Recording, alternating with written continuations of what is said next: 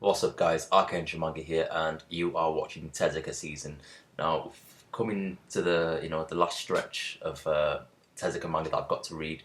But if you don't know already, this is a series where I take a look at some of Tezuka's work chronologically and retrospectively. And yeah, we're coming into his later sort of Gekika influenced manga, and today we're going to be reviewing Ayako, arguably Tezuka's most political manga statement up until this point in his career. This was published from 1972 to 1973, and it's possibly my favourite Tezuka manga, or maybe tying with Ota Kirihito. At this point that I've read. Obviously, I haven't read Buddha or Message to Adolf or Mu as of yet, but they're going to be the next manga that I'm going to be reading. But Ayako is absolutely fantastic. I was absolutely blown away by this manga. It actually exceeded my expectations. And for a Tezuka manga that is so out of his normal usual style, it's completely devoid of humor and overly stylized artwork. The artwork is very realistic. It's just a hard tooth to the nail thriller, and I was just massively impressed.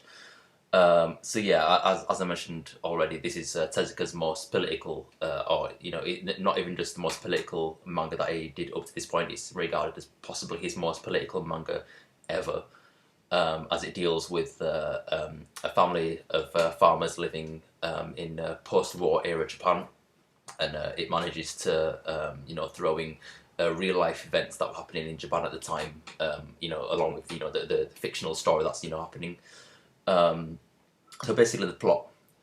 This is set. This starts in 1949, and it centers around the Tenge family. Now, the Tenge family are a very a very rich and well-to-do family of farmers. They own a lot of land, and due to the American occupation after the defeat of the Japanese Empire, a lot of their land is basically being sold to other farmers. Basically being taken away from them, and they're basically trying to fight that and upkeep their Tenge name has a very big reputation, and the known and respected around the parts that they live, and they basically they rent out land to other farmers, but now that those farmers that they're renting out the land to are now being able to claim that land as their own, due to new laws that have been put in place after the war. And obviously, this isn't going down well with the Tenge family, especially the head of the household, the senior Tenge. And basically, it centers around the Tenge family's corruption, and they're trying to keep a hold of their reputation and their prestige in their community by doing despicable things, underhanded things. That you really makes them question the morals.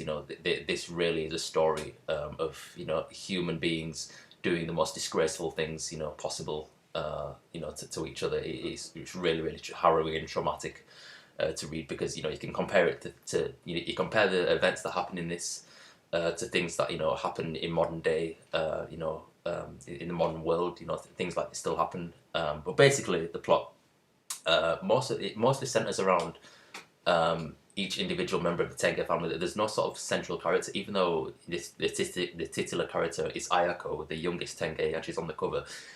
She really is just she's essentially, I guess I could say, a canvas by which the Tenge family's corruption and just moral, just their disparity. She's basically their scapegoat, a canvas by which the Tenge family paints all their just disgusting things that they do. She's essentially their scapegoat and basically carries all of their sins while being innocent herself.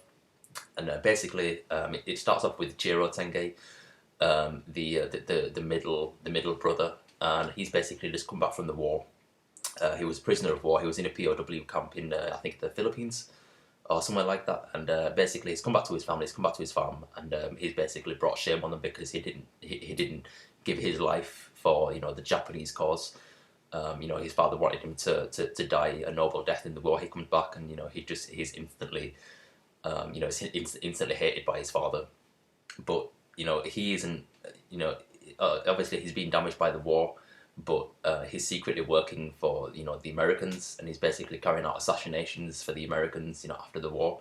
So he's incredibly corrupt himself, and he's basically Jiro Tenge is essentially the catalyst for everything that goes wrong within his family from here on out, especially to do with Ayako as well.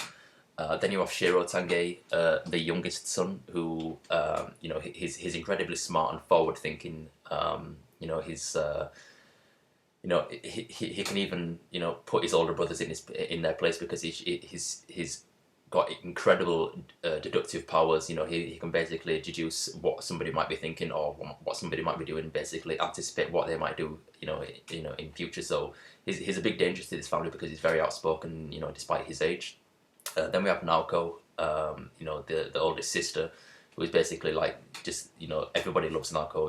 She's purely innocent, but she's also she's also part of basically a rebel group, a Japanese rebel group, and basically she's embroiled in very awkward politics herself. But I won't go into that due to spoilers.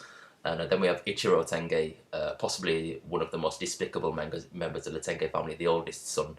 And he has sold his own wife, basically, because obviously the head Tenge, basically the head of the Tenge household is getting old. Ichiro wants to be able to take over the Tenge dynasty and, take over, all of the farmland. And in order to do this, in order to get his father's consent, to basically have his father distribute all his wealth, or not distribute all his wealth, and just basically give it all to Ichiro. Ichiro basically sells his wife's body to his father and lets his father, have sex with her on a regular basis. And this is how Ayako is born. But basically, Ayako is the illegitimate child of, the father of the Tenge household, and basically is born of an incestuous relationship. So this is already shocking. This is very shocking material. And when one thing that just stayed in the forefront of my mind when reading through this was a few years ago the whole Joseph Fritzl case. I don't know if you guys are aware. I think it was in Switzerland or somewhere like that. But there was a terrible man called Joseph Fritzl, and he basically kept his daughter locked in a basement for 24 years. Had children with his own daughter and things like that, and just basically kept them locked up. This is essentially that story, because Ayako sees so many different messed up things that her brothers and her family are doing, that she essentially becomes a witness in like a murder case. So in order to keep Ayako quiet, not basically talk to the police or the authorities, they lock her in the basement for her entire life and just basically treat her like crap. Abusing her sexually. Characters who initially, to start off in the story, were trustworthy and had a good moralistic background become twisted and start to abuse Ayako and basically use her and exploit her because they see her innocence, and because she's had no education or schooling. She basically learns everything from magazines, and basically her mind becomes warped and twisted. And this has a really negative effect on Ayako because it doesn't make for any character progression with her, because she just devolves. She's locked up when she's like 5 years old, and she just devolves. She grows, but she just never grows mentally. So she basically is essentially carrying the entire Tenge family's sins, and you can really see this through her personality and the way she acts, because she's got a really warped, twisted idea of love. And any man that she sees, including her brothers and things like that, if they show her any form of attraction or they show her any form of attention, just because some of them care, like Shiro cares, she will respond to that in a sexual way, thinking that that they're in love with her, and sometimes this love is kind of reciprocated, and it just becomes really, really awkward. There's a lot of incest in this manga, which is a really touchy subject anyway, but Tezuka handles it really well. He doesn't go overboard with it. He handles it realistically and respectfully, I feel, and that's why I feel this manga is just absolutely fantastic.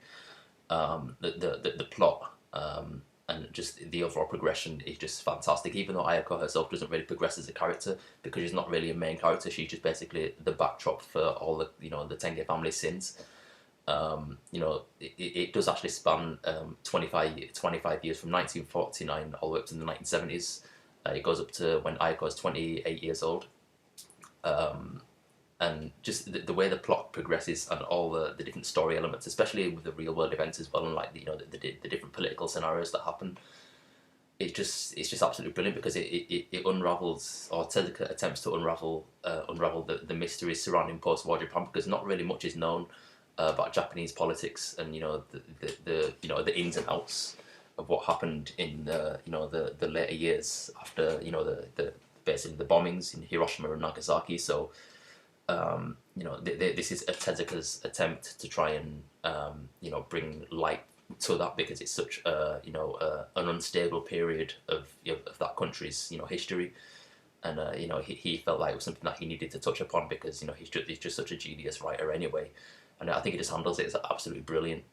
The Tenkei family are essentially a metaphor essentially for a lot of what's happening in Japan in those years, and the Senge family essentially are a riches to rags story, because for all the abuse Ayako, and they get away with things, ultimately in the end everything just comes crashing down for them, and that's not necessarily a spoiler, because from the start of the manga you can gradually see this decline in their reputation, and how it's inevitable. You can see that somebody who, or a family that is so powerful and so respectful, but do such corrupt things.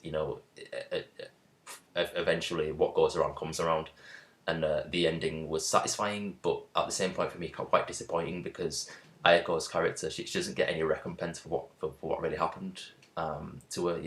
Everything just kind of a mystery after at the end, and you're just kind of left thinking, well, what became of Ayako?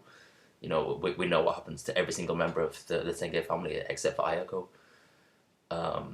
So in a way, I was kind of disappointed, but at the same time, I was quite like, oh, I wish there was more to this story, and it just made Ayako that much more of an enigma, because she's such a mystery. She's such a mysterious character when she grows up and becomes a fully grown woman. Like she's very she hardly ever speaks. She's pretty much just a mute, and will only speak when she feels it's necessary, or when she's frightened. And you can definitely see how she's very childlike in her later years as well, because eventually when she opens up to the outside world and gets out of her basement, she still feels attached to this basement, and then anytime she's frightened, she will hide in like a box, and that will kind of be her escape. So she's mentally traumatized, and it seems towards the end of the story that there's just never anything coming back from that, and that is essentially the tragedy of the Tenge family.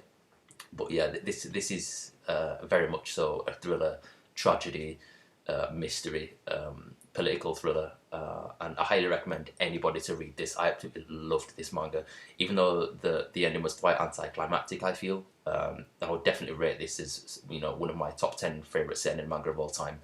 I'm so glad I got around to reading this. I had high expectations for this manga, but it just absolutely blew it out of the park for me. This was an absolute brilliant manga. So yeah, that's my review of Ayako by Osamu Tezuka.